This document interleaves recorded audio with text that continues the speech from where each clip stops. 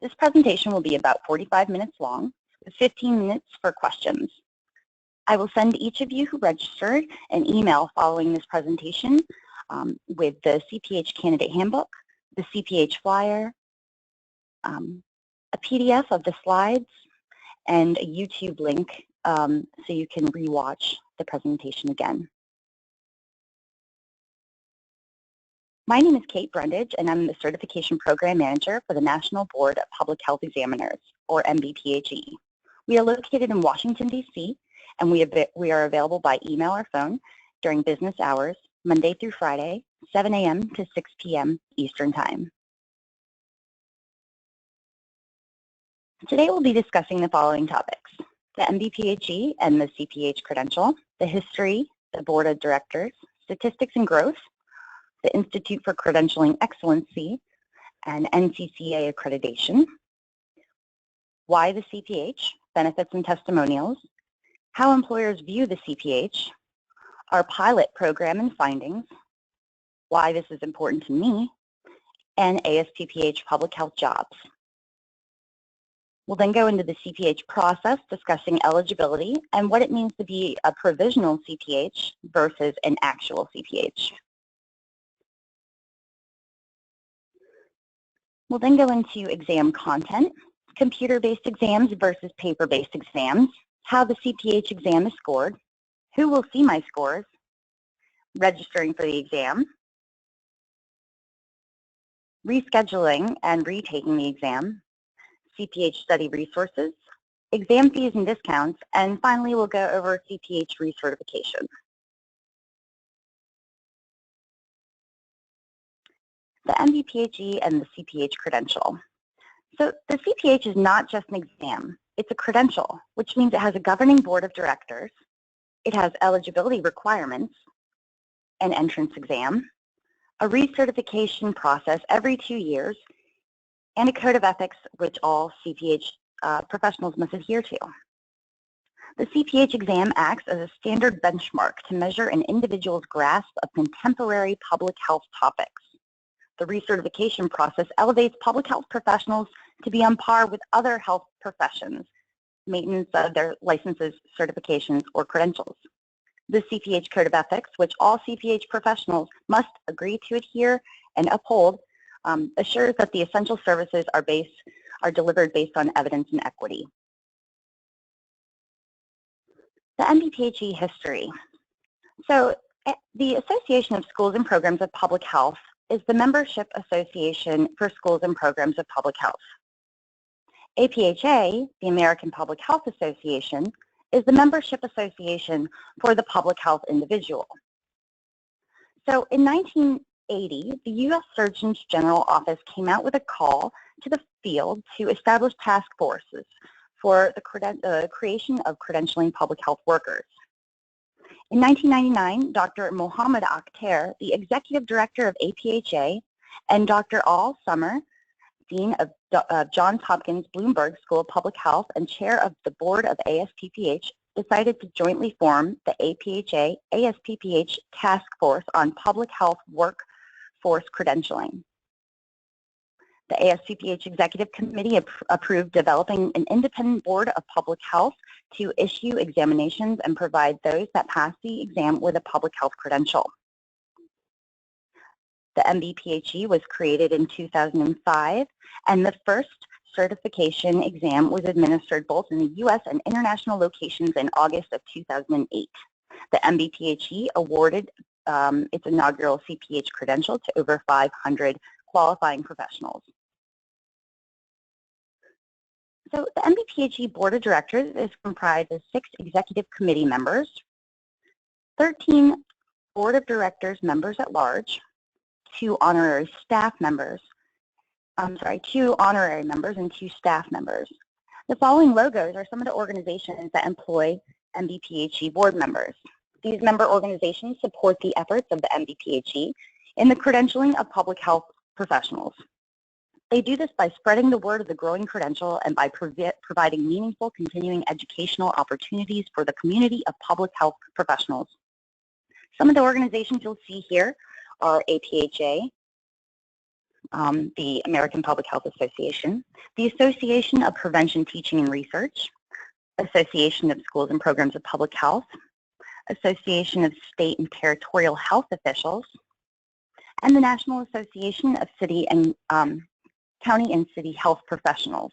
You'll also see that the Council on Education for Public Health is listed, and CEPH is how the acronym is pronounced. And students and alumni of CEPH accredited schools and programs of public health are eligible for the Cph examination. They are the accrediting body that accredits schools and programs of public health. Since 2008, the MBPHE has credentialed over 5,600 CPH professionals. We have about 500 CPH professionals, CPH provisional CPHs at any given time. We have 2,000 applicants in the pipeline at any given time. We have 10 schools and programs that require the CPH. We have 13 schools and programs who offer a discount for the CPH. And we have 6 organizations that strongly encourage their membership or their personnel to sit for the CPH examination, and they offer a discount and free study materials.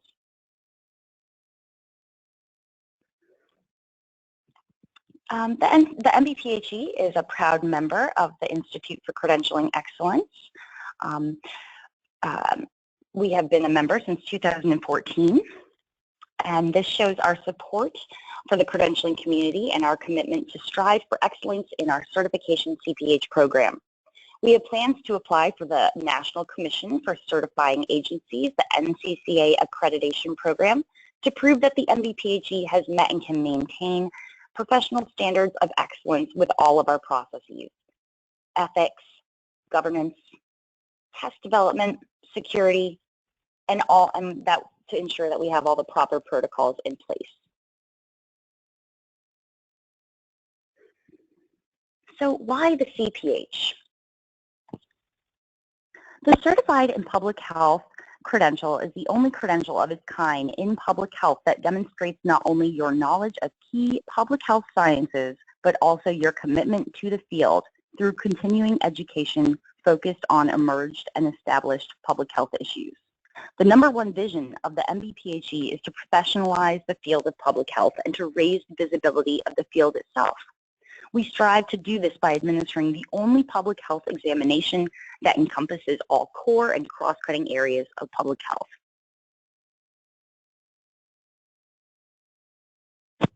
We want to create an elite community of certified graduates, working professionals, faculty, leaders, and pioneers in public health. The CPH credential, like most certifications, demonstrates dedication and commitment to the field of public health beyond your education and into the workforce.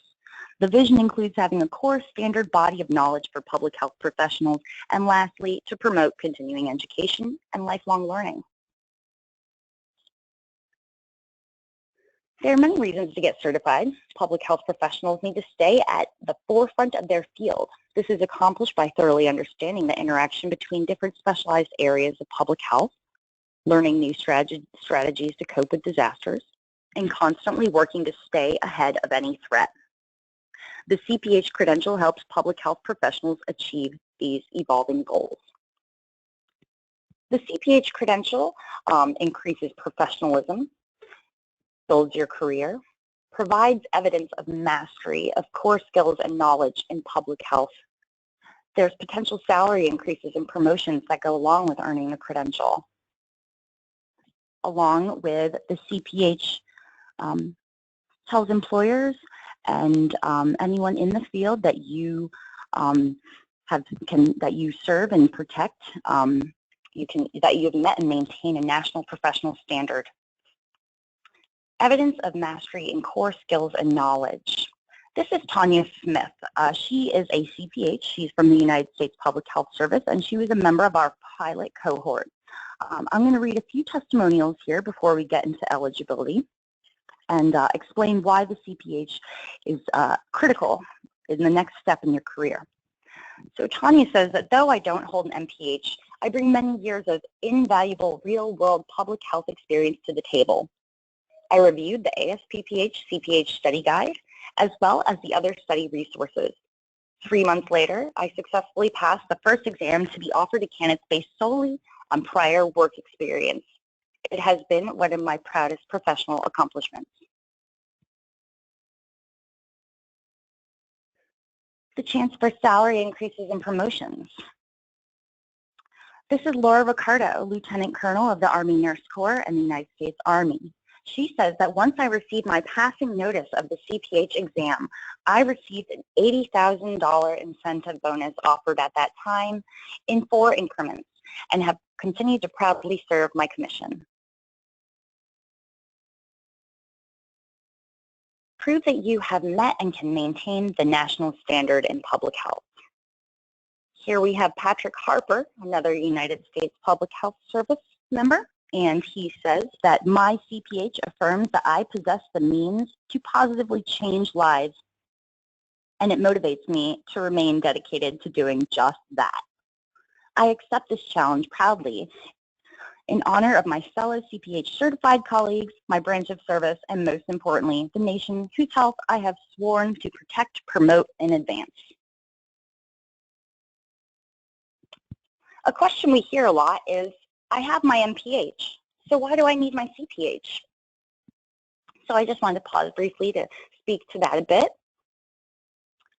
So currently the MBPHE has 10 Cph accredited schools and programs of public health that are now requiring that you pass the Cph exam to graduate with your MPH.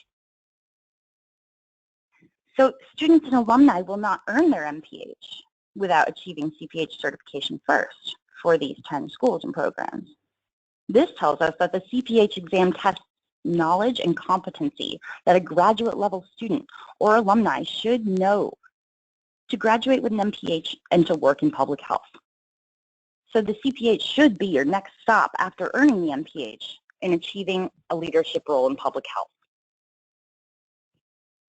Because we have 10 schools and programs that are currently requiring the Cph to earn your MPH, we see that this trend may continue, and eventually all CPH accredited schools and programs of public health might require you to earn the Cph during the culminating experience to earn your MPH. So it's important to recognize that the MPH and the Cph go hand in hand. Also, employers are using the Cph as a hiring tool. Distinguish yourself from thousands of resumes that simply say MPH by adding the Cph. The Cph says you are willing to take time out of your busy schedule to do the following: to take the next step in your career, to show that you're dedicated and serious about the field of public health,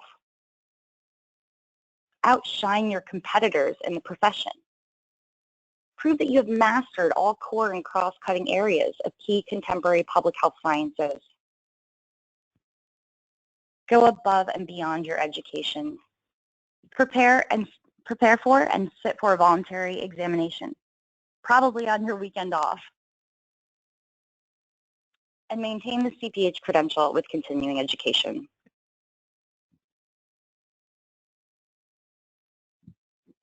Why do employers care about the Cph? We're starting to see more and more employers are starting to recognize the Cph, give salary and salary increases and promotions. We're starting to see that employers are putting a preference or a requirement for the Cph in their job postings online. So I pulled this quote. As a public health administrator in both local and state health departments, I was often responsible for the hiring decisions. I found a great deal of variability in the form and content of graduate degrees in public health. The Cph is a credential recognizable by employers, providing assurance that an applicant possesses a solid knowledge base in core public health content areas routinely used in practice in health departments. What do these organizations have in common? Besides being public health organizations, they want all their employees to earn the Cph. We're starting to see more organizations come to us and ask to have their membership certified or to have their entire department, in some cases, certified. So I want to pause briefly here to talk about our pilot program and how it affects you. In the summer of 2015, the MBPHE opened a trial period pilot program. Individuals who had a bachelor's degree plus 5 years of public health work experience deemed by the CDC's 10 essential public health services were eligible to sit for the Cph exam for a short time period. So because of this pilot program, we started to see many applications coming forward from individuals that are currently working in public health. These individuals who are obtaining the credentials and pushing the certification forward into their public health departments, so that employers are starting to recognize and acknowledge the Cph. We had many individuals from the Food and Drug Administration, the U.S. Army, Homeland Security, the Commissioned Officers Association, United States Public Health Service. The office was flooded with applications for our trial period, our pilot program. And so those individuals who actually went through the whole program and they were deemed eligible and they sat for the exam and they earned the credential, these individuals are pushing the certification forward into their organizations. They've earned the credential, and now the public health workforce is starting to say, hey, what is this? What's going on? Why are all these individuals who are in public health earning this credential, and what does it mean? So why is this important to you? The Cph credential, because of these individuals in the pilot program, they are populating the workforce with the Cph. Since we opened our eligibility to individuals currently working in the public health field, and it's not just for students and alumni at Cph accredited schools and programs, we're starting to see that the Cph is populating the public health workforce. More employers are acknowledging the credential and offering to pay or reimburse for the exam fees or recertification fees. More employers are offering salary increases and promotions to those that earn this credential. Some organizations are offering a discount for the Cph exam and free study materials for their entire department, staff, or membership to sit for the Cph exam. Other organizations are setting up learning courses to prepare their employees for the exam. Some Cph accredited schools and programs are putting a requirement to pass the Cph exam to graduate with your MPH. Other CPH accredited schools and programs are offering a discount for the Cph exam and study materials to their students and alumni for significant Cph participation to sit for the Cph exam. And again, we are also seeing a trend of employers putting a preference or a requirement for the Cph in their job postings online. So just to briefly touch upon this again, this is important to students because some students are required to earn the Cph to graduate with their MPH. When you graduate and enter the public health workforce, you're going to see peers and or competitors who have the MPH and the Cph behind their name because of these schools and programs requiring. So don't get left behind. Whether your program or school extends a discount or requires the Cph exam for graduation, you should sit for the Cph exam while you're still in school. You are at a disadvantage against your MPH, Cph peers if you do not. Alumni. Whether you're already working or you're searching for a job, you're going to see the Cph credential, and you will be at a disadvantage if you do not achieve it. Students coming up from underneath you and are sitting for the Cph and earning the credential. Professional colleagues who are already in the workforce are proudly boasting about passing the exam and framing their certificate. So don't get left behind. Working professionals. Because of the working professionals in the field, the Cph is being driven forward. And the field of public health is, the visibility is being raised, and the visibility of the credential is being raised as well as Cph recertification is increasing. I wanted to stop here for a moment to touch briefly on public health jobs. While we're talking about finding a position in public health, we have a website called publichealthjobs.org. And this website is geared only for public health positions. The URL is www.publichealthjobs.org, and this is an ASCPH website. You can go and create a profile and search for positions, and you will also be able to search for positions that require or prefer the Cph credential. Here's some data from public health jobs that we pulled together. Out of everyone currently, these are some of the organizations that are offering, that are putting a preference or requirement for the Cph within their job postings. Okay, that takes us to the Cph process. I'm going to go into eligibility and then see if there are any questions before we start exam content and study materials. So the Cph process begins with eligibility. You need to determine whether you are eligible under our 3 pathways for eligibility criteria. Next, you would prepare for, schedule, and sit for the Cph exam. And lastly, we'll discuss recertification and continuing education. So, the Cph process. Cph students and alumni are eligible to sit for the Cph exam. Now that's graduate students and graduate alumni. We also have another category of public health work experience. Those individuals that are currently have a minimum of 5 years of public health work experience plus a bachelor's degree in any concentration. The Cph exam is 200 questions with 12 domains. Students who are enrolled in, graduate students who have completed or are enrolled in the core coursework of biostatistics, epidemiology, environmental health, health policy and management, and social and behavioral sciences are eligible to sit for the Cph exam.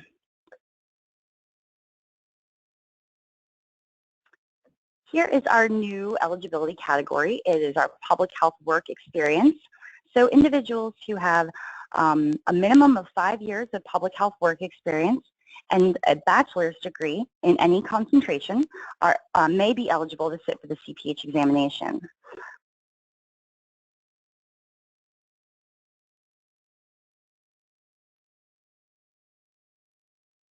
And this experience is deemed by one of the 10 essential public health services deemed by the CDC. I'm seeing some questions come in here, so I'm just going to stop for a moment and take a look. Okay. Looks like everybody can hear me now. Okay. So that being said, we mentioned that graduate students and graduate alumni of Cph accredited schools and programs of public health are eligible to sit for the Cph examination. Now there is a difference between when a student sits for the examination and when an alumni sits for the examination. So provisionally certified versus active Cph. Alumni and individuals qualifying with work experience, when they pass the examination, they are automatically certified as an active Cph professional. We will send you your username and password to the Cph Recertification portal by email, where you will be able to log into your portal and you can begin to accumulate CE credits or continuing education credits and track them in your portal. You'll receive the Cph Virtual Certificate. It's a unique URL that you can send to employers and upload to your LinkedIn and your email signature that employers or friends or peers can click on that URL and see that you are an active Cph professional with your virtual certificate. You will also be placed on the you will also be able to place the Cph behind your name on your business cards and on your social media platforms. You'll be placed on the search for a Cph registry where employers can verify your active Cph status. You will you'll be able to purchase Cph merchandise, and you'll be invited to the Cph LinkedIn group. You'll receive Cph quarterly newsletters and e-blasts to let you know about upcoming public health events and continuing education activities that are occurring in your area.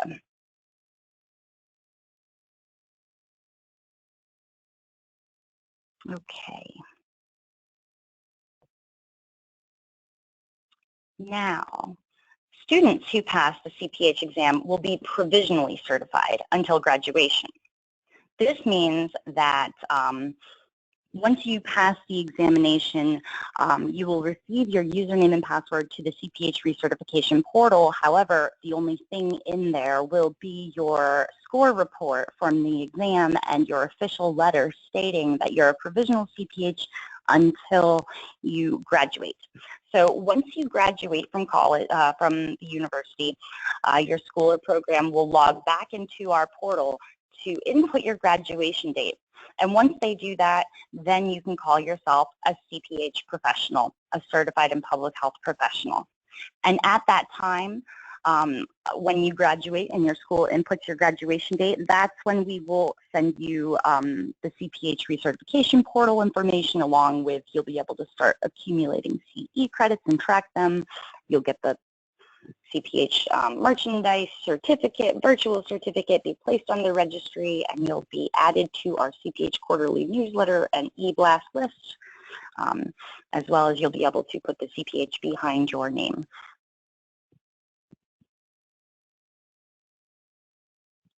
Okay, I want to pause real quick before we talk about the exam content to see if anyone has any questions on eligibility. So if you have a question, please go ahead and key it into the right-hand side of your screen.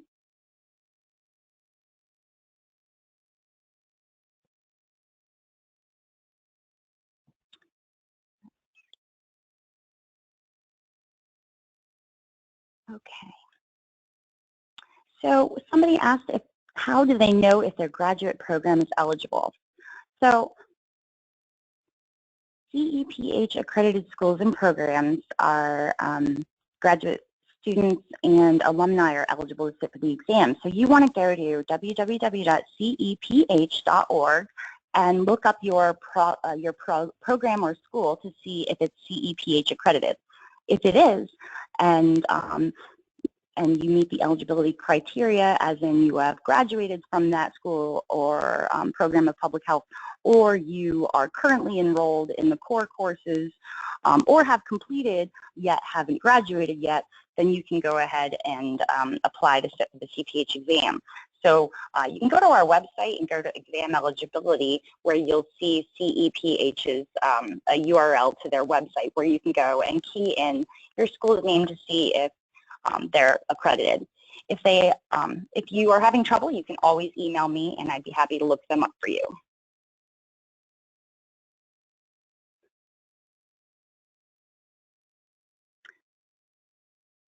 Okay, for the work experience eligibility, we have a question about the bachelor's degree.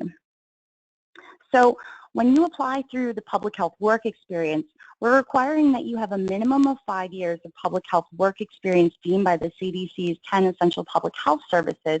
However, your bachelor's degree can be in any concentration. So Mark, you're asking about a BA in psychology. That would count. We have a question about the eligibility. We have a nurse who has 20 years of experience in public health. If you have more than 5 years of public health work experience plus a bachelor's degree, you can go ahead and apply. Your application will be reviewed, and we'll look at your transcripts and resume, and you'll receive an email of whether you have been accepted or not. We have a question about, I have a bachelor's degree and 28 years of experience. How long will it take to determine if I'm eligible to sit for the exam? So if you apply through public health work experience, it takes about a week to 2 weeks to review your application. And then if you are approved, our testing vendor will reach out to you to schedule your exam.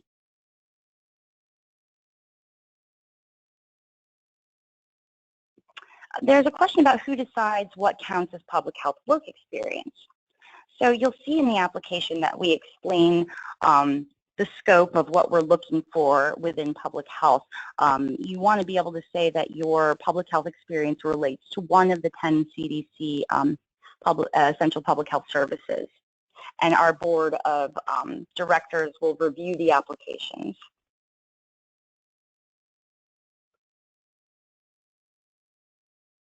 Somebody's asking if they'll be eligible if they have a master's degree of applied health behavioral science research. Joseph, if you received that master's degree from a public health school or program that is Cph accredited, then yes, you can qualify.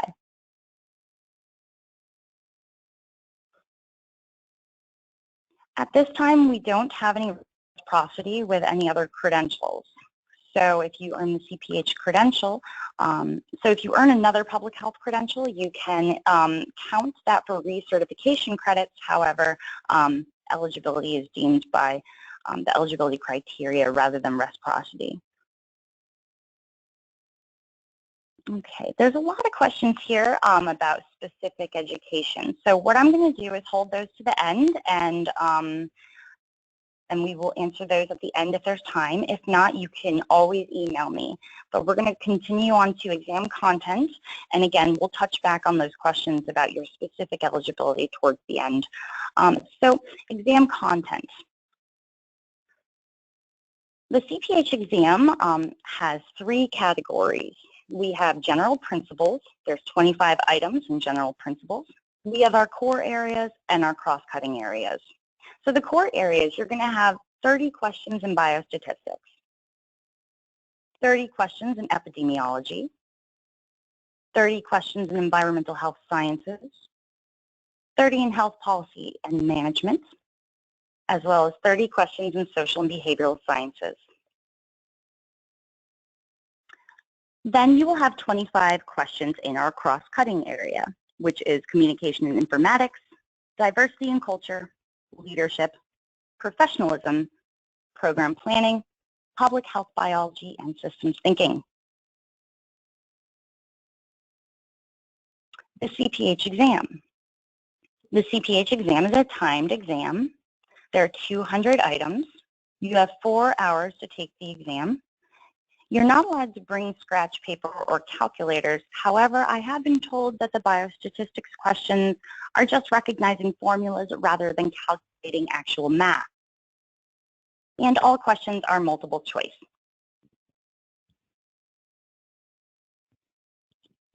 Exam options. We offer the exam 2 ways. We have computer-based and we have paper-based. The computer-based exam is offered during the entire month of February, the entire month of June, and the entire month of October. You can take the exam Monday through Sunday, actually, depending on if the testing center is open. We have about 200 plus testing centers, and I believe we're adding some more. So there should be a testing facility near your home. So what you would do is if you decide that you want to take it by computer-based, you would go to our website, key in your zip code, and find the closest testing facility next to you. And then on that day, after you schedule the exam, you would drive to that testing facility, sit for the exam, and receive your scores that same day. We also offer a paper-based exam. This is more for those large schools and programs or large organizational groups that want to get their whole department certified or get their entire student body certified. They will hold a paper-based exam on campus or at their office, and we will bring in proctors, and everybody will sit for the exam on the same day.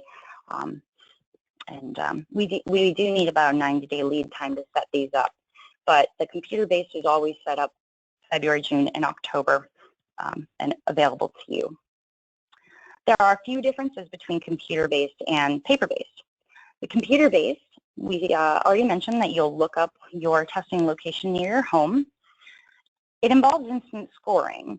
So last year we implemented instant scoring, which means that if you take the exam by computer-based and when you hit submit on that exam, when you're done, you're going to receive a printout of your scores and how you did. So by taking the exam by computer-based, you're going to know that day whether you passed or failed.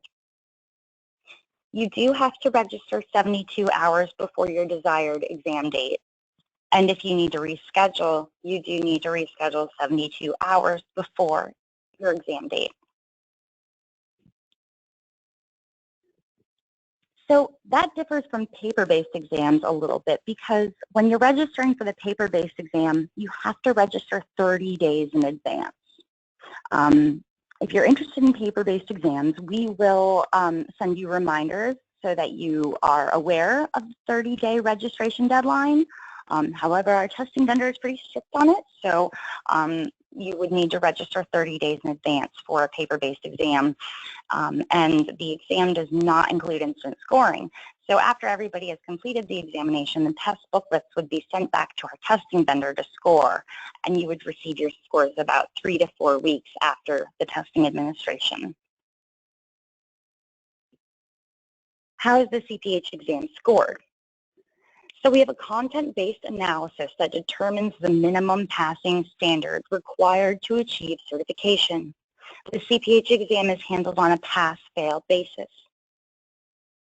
Candidates that sit for the exam on their first attempt, 75% of candidates that test on their first attempt pass. Each item is examined for its performance, discrimination, and difficulty. So if everybody gets question 5 wrong, we examine it with our item writing analysis group, who then decides whether, hey, this question's too easy, everybody's getting it right, maybe it should be modified, or this question's too difficult, everyone's getting it wrong, maybe it should be modified. Candidates who pass will receive a percentage of their pass-fail. Candidates who do not pass will receive a scaled score report, so they will see which areas they need to study in order to pass on the next time.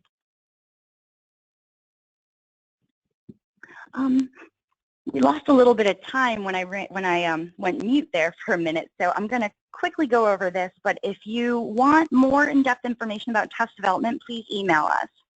The CPH exams are created using multiple choice test items drawn from a CPH item bank. The MBPHE selects faculty and practitioners each year to write new items for the item bank. Item writers are trained on writing items for standardized exams and are given specific assignments based on deficits in the item bank and their particular area of expertise. New item writers are assigned to help other item writers, to mentor other item writers. And everybody is given homework assignments to write in their certain domain area. Then there's an item review committee that reviews all of the questions and all of the changes and revisions, as well as a form review committee that makes sure that everything is put together and the form is complete as a whole. And finally, we'll have a post-test item analysis, and then the passing score is set. Again, if you want more information on how the test is developed, please email info@mbphe.org. Who will see my scores? Students and alumni candidates. The schools and programs will receive scaled scores by content area for each candidate. Comparison of performance of all candidate results compared with school candidates by content area. So students and alumni, your scores, whether you pass or fail, will be sent to your school or program of public health. Public health work experience candidates, your CPH scores will be provided to MBPHE through a secure portal uploaded by our testing vendor, PSI A&P, and the CPH scores will be sent by USPS mail, or they will live in your CPH Recertification portal, and only you will have access to your scores in the CPH Recertification portal. That takes us to registering for the exam. This is the MBPHE website. You'll see on the left-hand side there's Get Certified. When you hover over Get Certified, there's many drop-downs with the exam content, the exam timeline, study materials, but the last drop-down says Register Now. And when you click on Register Now, it'll take you to our registration page. You will see, this is a little bit of an older presentation. So this page has been updated, but however, you will notice that there will be a bucket on the left for student and alumni and a bucket on the right for new public health work experience. So students and alumni, you register differently than public health work experience candidates. So PSI is our testing vendor.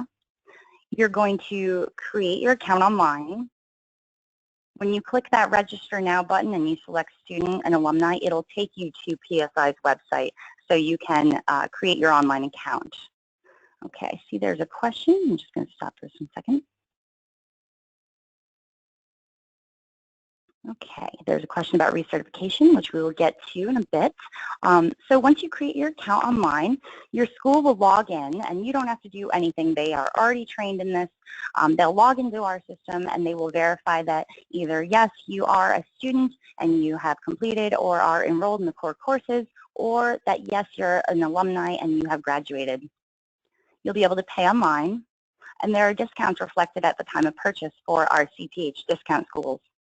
And vouchers may be available for certain students and alumni for our CPH discount schools. Then you'll schedule your exam. So public health work experience, you'll select that bucket in the middle, which will take you to our online application. You'll enter your public health work experience. You'll upload your transcripts and resume. You'll pay online, and there are discounts available. However, you'll pay the full price when you sit for the CPH exam up front. And after you have sat for the exam, we will mail you a reimbursement check for the difference. And we'll go into group discounts in a minute. Your application will be reviewed. And if you are approved, PSI, our testing vendor, will contact you to schedule your exam. If you're not approved, you'll be refunded in full. So this is important to remember. Reschedules are free on your first time, and then the second, third, fourth, and so on, there's an additional fee.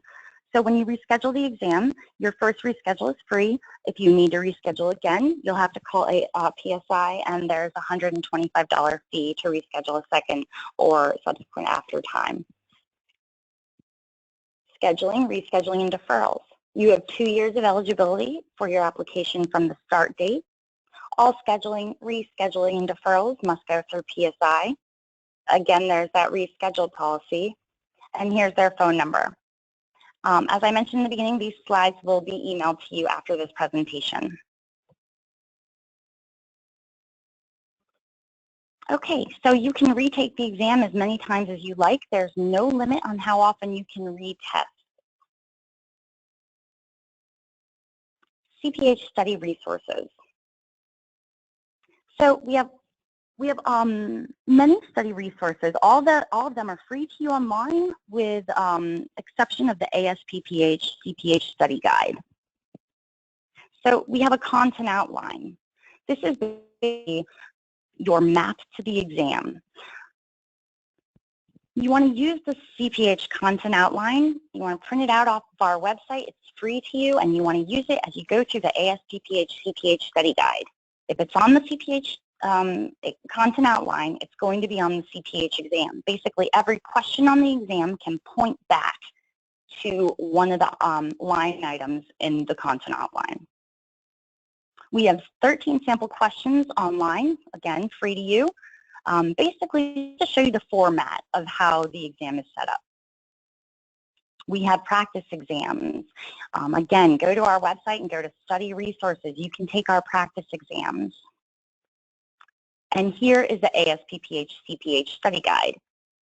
It's an online interactive study guide with an overview of each content area, definitions and terminologies, suggested reading, 100-question practice test, to 50-question practice tests, study tips, and the ASPPH Cph Study Guide is $39.99 for a 1-year subscription. There are discounts available. As I mentioned, we have some group discounts, which I'll go into shortly. And so if those individuals are partaking in the group discounts, then the Cph Study Guide is free to them. And here is the website. How do I access the ASPPH Cph Study Guide? You want to go to this website, this URL here, and if you're one of those group discounts, you will be receiving a discount code. and that discount code will give you a zero balance when you check out. We also have Cph Recorded Webinars. These are 3-hour webinars in length. They cover each of the core areas and one webinar for the cross-cutting areas of public health. They're recorded every January. They're free to listen to. And after you're certified, you can earn Cph Recertification credits for listening to them again as a refresher. I just wanted to point out here that we have a Cph Learning Institute at the APHA annual meeting. Every year at APHA's annual meeting, we hold a 2-day Learning Institute. It covers all of the core areas and cross-cutting areas of the exam. This year, the Cph Learning Institute will be held from Saturday, November 4th to Sunday, November 5th. The fee is $350. And then we are offering the Cph exam by paper-based that following Monday. So if you're attending the APHA annual meeting, you can sit for the 2-day Learning Institute and then sit for the exam on the 3rd day. Kind of a neat little thing. So stay tuned for more information. I'm going to quickly go over the group discounts. These are the schools and programs that are requiring the exam for graduation. So these are the Cph accredited schools and programs that if you are a student or an alumni of, you will get a discount on the exam as well as free study materials. Here are the schools and programs that have significant Cph participation. So they as well offer a discount and free study materials. And these are the organizations that have significant Cph participation. So APHA is offering a discount for their entire membership. Navy Nursing Corps, Commissioned Officers Association, the United States Public Health Service, Army Public Health Center, Army Nurse Corps, and ASPPH Fellows. They can all earn a discount for the exam plus free study materials. Here are the prices and discounts. The Cph exam is a standard fee of $385 per exam. If you need to retake the exam, the fee is $385. For schools and programs that have about 20 to 30% of their student body and alumni sit for the exam, or large organizational groups such as APHA, the exam is $350 plus free study materials. And lastly, if you require the exam for graduation, the exam is $250 with free study materials. We do offer vouchers. I'm going to go over this quickly because vouchers are really for the schools and programs that are offering a discount for the Cph exam. Not all group discounts are offering vouchers. So if you see online under our Cph group discount page that your school is listed and next to it it lists that student vouchers are available, please contact your school or MBPHE to receive a voucher code. If your school is participating in the voucher program, you have to enter that voucher code while you're applying. So get that voucher code before you apply because in order to see a zero balance, you will need to enter that payment voucher code at the beginning of the application process. If your school isn't participating in the voucher program but still offers a discount, that will be reflected in the online application at time of payment. Just a few things: we cannot apply a payment voucher after you've already paid out of pocket. Vouchers are good for 1 year and then they expire. If a student alumni registers and schedules their exam with a specific voucher code, that voucher code is locked into that exam. If you aren't sure whether your school participates in the voucher program or not, you can go ahead and email me and I'll let you know. That takes us to Cph Recertification. We have a biannual recertification process. So after you're certified, you will have 2 years to earn 50 Cph Recertification credits. You will have access to your own online reporting portal where you can self-report your credits, and you'll pay the $95 maintenance fee every 2 years. Some recertification activities include college courses, attending conferences and professional meetings or events, teaching or professional contributions to the field of public health, volunteering or leadership, such as sitting on a board or a committee, writing questions for the Cph exam or the study guide, FAB or Cph accreditation site visitors, medical residencies, dissertations, podcasts, webinars, online trainings, modules, pretty much anything that is outside of your employment, meaning it's continuing education, so it's outside of your professional role, will count for recertification as long as it's related to one of the domain areas of public health. So this is our recertification portal where you'll be able to see your score report. You'll be able to track activities for recertification. You'll be able to ask for an extension, see your recertification history, as well as update your contact information and find approved events for recertification. We do have in the portal, we have an area for finding credits and providers. The MBPHE approves certain organizations, public health organizations, to offer continuing education courses for recertification. So if you're interested in looking for approved activities, those will live in the portal and you can see if there's any in your area. However, if you attend an event that is not pre-approved by MBPHE, you can still count credit for it for recertification as long as it relates to one of the domain areas of public health. We've offered digital badging. You will see that there are badges. They're visual representations of a skill or achievement. And as you input your credits, if you are going above and beyond, you'll earn digital badges for your activities. You'll see there Superstar Attendee, Coursework Champ, Grants Master. There's a lot of different types of badges that you can earn for Cph recertification. We are implementing virtual Cph certificates. This should be coming around the summer. And these virtual certificates, when you pass the exam, you'll get a unique URL that belongs to you. And that URL will take you to your certificate. It'll look like this. There's also a mobile version. And what's cool about virtual certificates is that they can attach to your LinkedIn or your email signature. You can put them in your resume. You can, it's easy for employers to really just go click on a link and see that you're certified and verify that you're an active CPH. We also have the hard copy embossed certificate available to you.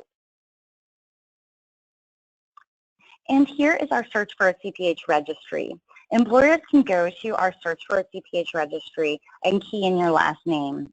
And there they will see your name, your MBPHE number, and your status, whether you're active, expired. They'll also be able to see your digital badges here, as well as print your certificate cover letter. We have CPH merchandise from Cth Press.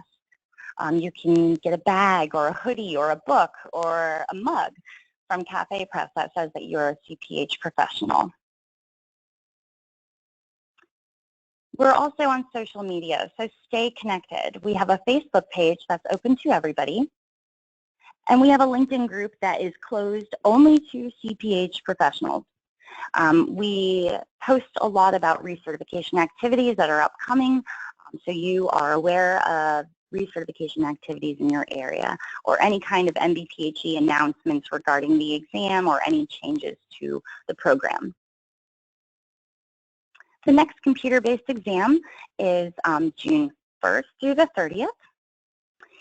And I see that we have 3 minutes to 10, but there are several questions, so I will go ahead and begin answering questions. If you have to jump off this call, don't worry. We're going to send you the YouTube link to this recording, as well as you can email me with any questions that you have. Okay, let's see what kind of questions we have.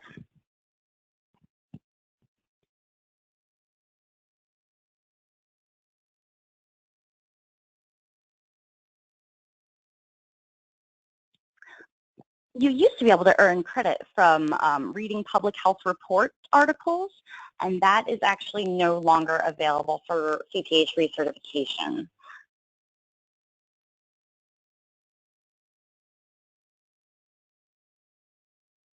Amanda, just to let you know, the hybrid eligibility has been eliminated, so we no longer have the hybrid eligibility. That's why it was taken out of the presentation. Okay, we have a question about the difference between the CHES and the CPH. So the CPH is the overarching, all-encompassing credential in public health. If you're looking to be a teacher or if you're looking to be faculty in public health, you would want to get the CHES. That's a teacher-specific public health credential. But the CPH is all-encompassing. So if you want to work in epidemiology or be a biostatistician or work in social and behavioral sciences, you can with the CPH. I believe with the CHES, you're limited to the teaching profession. If you're an MPH student, plus you have 5 years of public health work experience, it's up to you how you want to apply. You can either apply as an alumni or student, a graduate student of a CpH Accredited School or Program of Public Health, or you can apply through our public health work experience. It's up to you. So after you pass the Cph exam, you have 2 years to sit to recertify with continuing education credits. And if you let your certification lapse, you never have to retake the exam. You just would have to accumulate credits for the cycles you missed and pay the maintenance fee that you missed.